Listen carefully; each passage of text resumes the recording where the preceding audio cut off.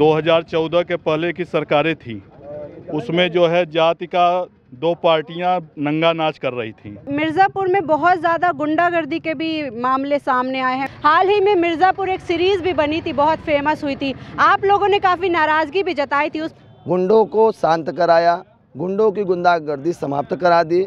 स्वागत है आपका हमारे चैनल हाउ इंडी में। हम अपने इस उत्तर प्रदेश की चुनावी चर्चा को लेकर आप पहुंचे हैं इलाहाबाद और वाराणसी के बीच के इस मिर्ज़ापुर में। मिर्ज़ापुर जनपद में हम इस वक्त खड़े हुए हैं और बता दें कि विंध्याचल के लिए सबसे ज़्यादा मशहूर है मिर्ज़ापुर। यहाँ पर माँ विंध्यवासिनी का मंदिर है और यहाँ जब हम यहाँ पहुँचे तो यहाँ भाजपा के कुछ कार्यकर्ता मौजूद थे। बात करी तो पता चला कि यहाँ के जो विधायक हैं रत्नाकर मिश्रा जी, वो फ़िलहाल इस वक्त यहाँ पर निकले हुए हैं लोगों से बातचीत करने के लिए, जनसभा करने के लिए। ऐसे में उन्हीं का इंतज़ार कर रहे हैं यहाँ पर मौजूद ये सभी कार्यकर्ता। आपको बता दें कि ये जो मिर्ज़ापुर जनपद की सीट है ये हमेशा से ही बहुत ही अहम रही है, क्योंकि यहाँ पर 26 साल में की उम्र में सबसे पहले राजनाथ सिंह ने यहाँ से चुनाव लड़ा था और जीते थे। साथ ही साथ बसपा एक ऐसी पार्टी है जो कभी इस सीट पर अपना खाता नहीं खोल पाई है। सही कह रही हूँ बाबा जी? जी एकदम बिल्कुल सही। सही। एक बार बताएं ज़रा, यहाँ की रिपोर्ट कार्ड जानने आए हैं आप लोगों से, कैसा रहा यहाँ का विकास? यहाँ आज तक हमारे जीवन काल में जितना विकास भाजपा शासन में हुआ, किसी भी सरकार ने ऐसा विकास नहीं किया। यहाँ मेडिकल कॉलेज खुला और विंध्य कॉरिडोर हुआ, इंजीनियरिंग कॉलेज का शिलान्यास हो गया, वो बनने वाला है। और हमारे मंडलीय अस्पताल में ऑक्सीजन प्लांट लगा, हमारे विंध्याचल अस्पताल में ऑक्सीजन प्लांट लगा। टीबी वाला भी चालू हो गया। मतलब मिर्ज़ापुर के रोपवे, काली खोष्ट पूजा का रोपवे चला, पूरे उत्तर प्रदेश में पहला है। और आने वाले भविष्य में हमारे डिप्टी सीएम ने एक नया शास्त्री सेतु का जो है घोषणा करके गए हैं। अगली कार्यकाल में वो भी, उसका भी सर्वे होकर के काम चालू हो जाएगा। इसके बाद रामपुर घाट के तरफ से भी एक पुल का घोषणा हुआ है। और एक बबुरा कोढ़ी बबुरा के बीच में जो एक पुल था धराशायी हो गया था, वो पुल पर आवागमन चालू हो गया है। अनेकों प्रकार के कार्य हमारी सरकार ने जन उपयोगी कार्य किए हैं, बिना किसी द्वेष के, बिना किसी भेदभाव के।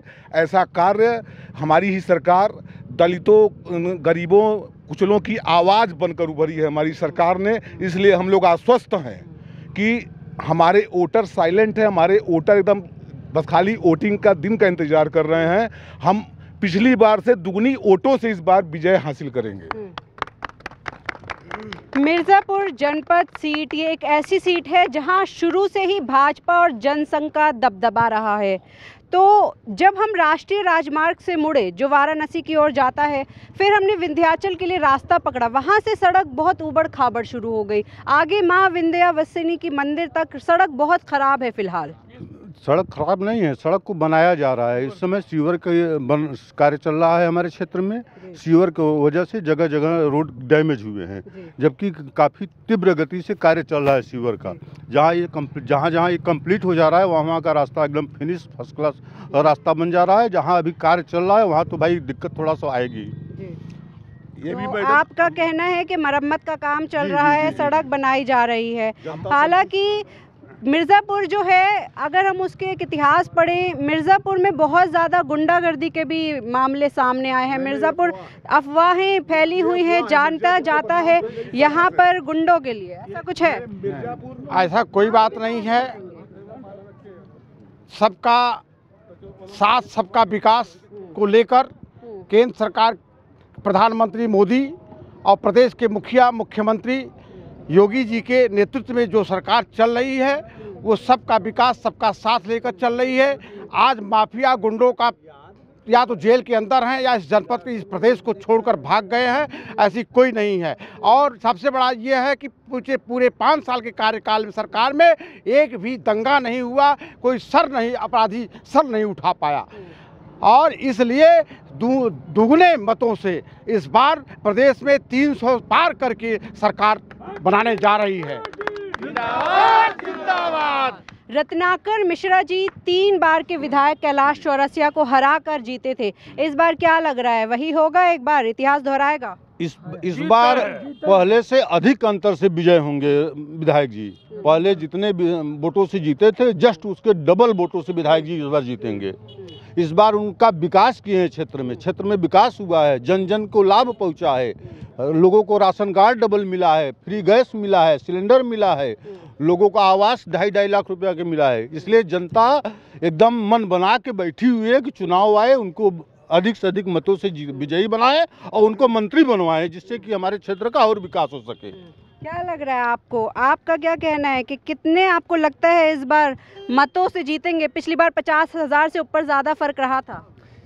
देखिए, जिस पिछली बार विधायक जी 50,000 से अधिक वोट से जीते थे, इस बार जन जन के वो प्रिय हो चुके हैं। हर जनता उन्हें मन से अपना अहम बना चुकी है कि उनको पूर्ण रूप से हमें विजय कराना है, क्योंकि हर बच्चा से युवावस्था और वृद्धावस्था हर व्यक्ति का उन्होंने सुना, लोगों की शिकायत पर कार्रवाई की, गुंडों को शांत कराया, गुंडों की गुंडागर्दी समाप्त करा दी और माँ बहन बेटियों के सम्मान में अग्रसर उन्होंने भूमिका दिया। और इस बार जनता उनके लिए पूर्ण रूप से खुद निकल पड़ी है। हमारे विधायक को किसी से अपील करने की ज़रूरत नहीं, बल्कि जनता उनके लिए अपील कर रही लोगों से कि पूर्ण रूप से हम उनके साथ हैं और कम से कम 80,000 से अधिक वोटों से इस बार विजयी होंगे हमारे विधायक। समाजवादी पार्टी के अध्यक्ष अखिलेश यादव जी का कहना है कि इस बार हम सरकार जो है बनाने जा रहे हैं।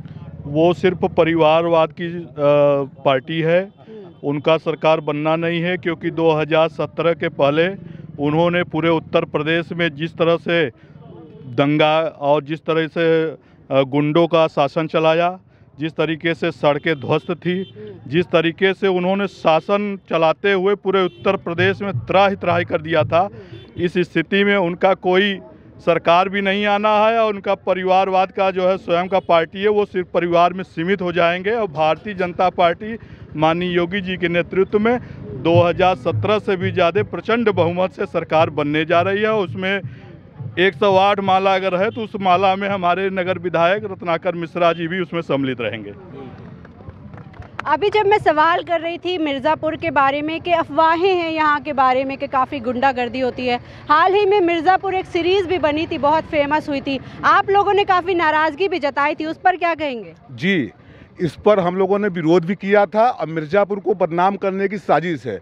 हमारे जानकारी में आज 300 साल से पहले से ही राजस्थान के मारवाड़ियों के यहाँ व्यापारियों का गढ़ रहा है और यहाँ बहुत बड़े बड़े व्यापारी मिर्ज़ापुर में बसे हुए हैं। उन्हें किसी भी प्रकार का उत्पीड़न नहीं हुआ अंग्रेज़ों के ज़माने से, और उन्हीं के द्वारा यहाँ पर जो उन्हीं व्यापारियों के द्वारा अनेकों विकास कार्य किए गए हैं। यहाँ अपराधीकरण का कोई कार्य नहीं है। सबसे सरल और सबसे सीधे मिर्ज़ापुर के निवासी हैं। उस निर्माता और जो भी उसके फिल्म के निर्माता उनके खिलाफ मुकदमा भी दाखिल किए हैं कुछ समाजसेवी लोग। हम उन लोगों को मिर्ज़ापुर बदनाम करने की साजिश में उनके ऊपर कार्रवाई होनी चाहिए और इससे हम लोग भी मांग करते हैं। पूरा मिर्ज़ापुर एकदम सरल और सौम्य सुधार है। और मैडम, यह जो सड़कें के विषय में आपने बात किया है, अमृत गंगा योजना के तहत प्रथम चरण में सबसे पहले मिर्ज़ापुर का ही चयन हुआ है, जो हर घर नल योजना के तहत ये कार्य चल रहा है। सीवर का कार्य चल रहा है। आने वाला हम लोग का मिर्ज़ापुर बहुत ही अच्छा, बहुत ही सुंदर, बहुत ही सुगम होगा।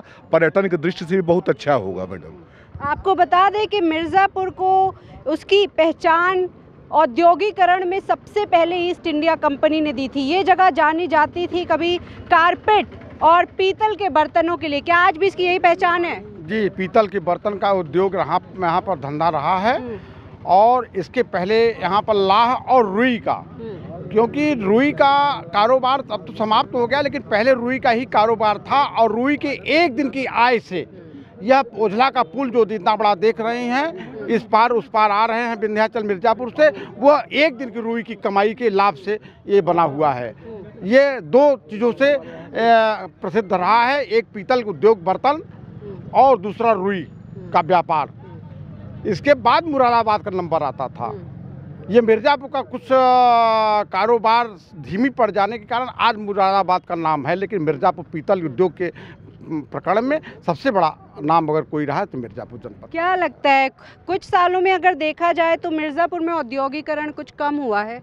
नहीं, ऐसा तो कोई बात नहीं है, बढ़ा ही है, हमेशा से बढ़ा है और बढ़ता ही रहेगा। हमारे समझ से सबको काम मिला है, सारे लोग प्रसन्न हैं, ऐसा कोई दिक्कत नहीं है। तो इस बार क्या क्या मुद्दे रहेंगे जिन पर मतदान होगा?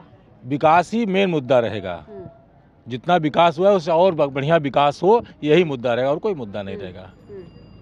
सड़कें और अच्छी हों, जितनी अच्छी थी उस और अच्छी हों, लोगों को और रोजगार मिले, लोग और खुशहाल रहें, बस यही मुद्दा रहेगा। उनका मुद्दा रहेगा विकास। जब उत्तर प्रदेश में कभी भी चुनाव आते हैं तो विकास कहीं ना कहीं दब जाता है और धर्म ऊपर आ जाता है।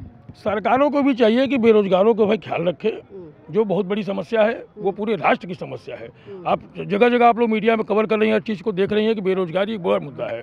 इस सरकार को चाहिए कि हर जनपद में सबसे पहले वो ऐसा एक औद्योगिक कारखाना लगावे जिससे कम से कम 1-1 हज़ार 2-2 हज़ार लोग उसमें डाले जाएं, भले उनको कम पैसे मिले। ये नहीं जरूरी कि 70,000 80,000 तनख्वाह उनकी हो, उनको 30,000 रुपये तनख्वाह मिल सकते हैं, उनसे उनकी बहुत बड़ी समस्या हल होगी। यह एक बहुत बड़ी समस्या है, अब आने वाले कल के लिए बहुत बड़ा इसका हल होना बहुत ज़रूरी है, क्योंकि सारे लोग जितने खड़े हैं सब बेरोजगार हैं। ऐसे इसमें शायद ही कोई हो जो कि रोजगार करता हो। एक आध लोग रिटायर हो गए हैं, भले वो नगर पालिका कर्मचारी रहे हैं, इसमें और सारे लोग बेरोजगार हैं। बेरोजगारी बहुत बड़ा मुद्दा है उत्तर प्रदेश पूरे में। जी हाँ, बेरोजगारी मुद्दा है, भाजपा इसका समाधान भी होगा। इसका तरह से सामना करेगी? सामना नहीं, उसका समाधान किया जाएगा। पार्टी लगी हुई है, आने वाले समय में समाधान होगा। अभी काफ़ी बेरोजगारी दूर हुए, कितने बीटीसी छात्रों को नौकरी दिया गया है, और प्रेजेंट टाइम में फिर सरकार हमारी बनेगी तो लोगों की बेरोजगारी के लिए कार्य किया जाएगा। विंध्याचल में आने वाली काफ़ी योजनाओं के बारे में तो सुन लिया, हालांकि विंध्याचल की अभी तक जो भी मुद्दे हैं, जो तकलीफ़ें हैं, उनके बारे में नहीं सुना। उसके बारे में ज़रा आप बताएं थोड़ा। जी, विंध्याचल में कोई तकलीफ़ अभी किसी को नहीं है।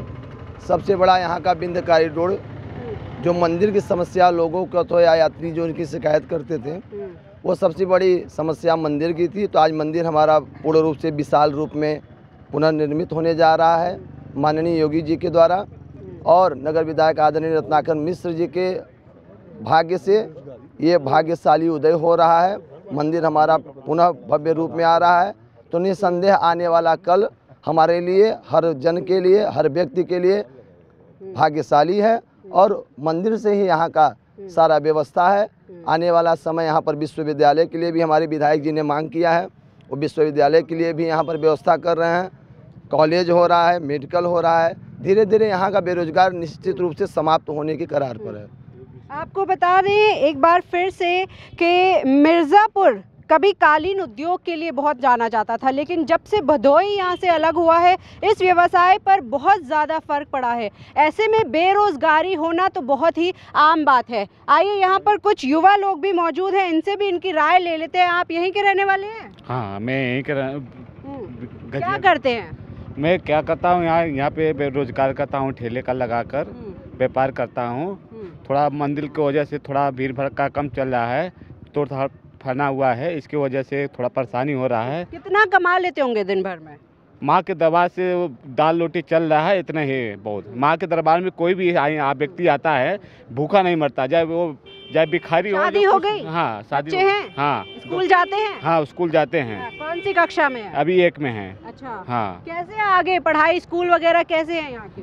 बहुत अच्छे हैं, बहुत बढ़िया सुधार है। बच्चों के यहाँ सुधार बहुत अच्छा किए हैं योगी जी। जो आंगनबाड़ी में जो मिलता है सब वहाँ भी बच्चे जा के अच्छा प्रचार कर रहे हैं कि जाओ। आप क्या करते हैं? मैं राजगीर का काम करता हूँ। अच्छा, क्या नाम है आपका? शिव कुमार। अच्छा, यही रहने वाले हैं? तो भैया आप तो है तो भाजपा ही हैं, लेकिन बेरोजगारी पर कुछ बोलिए ज़रा। अरे वही कालीन का काम चलता था यहाँ पे, लेकिन अब दूसरा काम हम लोग सीख गए भाई। ऐसे हमारे 4 भाई 5 भाई है, हम काम कर रहे हैं तो 4 लोग ठहर रहा है, लेकिन फिर भी भाई हम माँ विंध्यवासिनी के दरबार में ठेला लगाते हैं, कोई ना कोई काम करते हैं, उन लोग को दिक्कत नहीं कमी है। तो भाई मैं आपको इस वक्त जो है नज़ारा दिखा रही थी यहाँ मिर्ज़ापुर का, जहाँ पर उत्तर प्रदेश के 7वें चरण में मतदान होने वाला है। 7 मार्च को यहाँ पर यहाँ की जनता मतदान देगी और देखना ये होगा कि क्या जो शुरू से यहाँ पर एक दबदबा जनसंघ और भाजपा का रहा है वो इस बार भी कायम रहेगा। तो बने रहिएगा आप हमारे चैनल हाउ इंडी के साथ। कैमरा पर्सन आयुषी बिष्ट के साथ मैं फलक, चैनल हाउ इंडी के लिए धन्यवाद।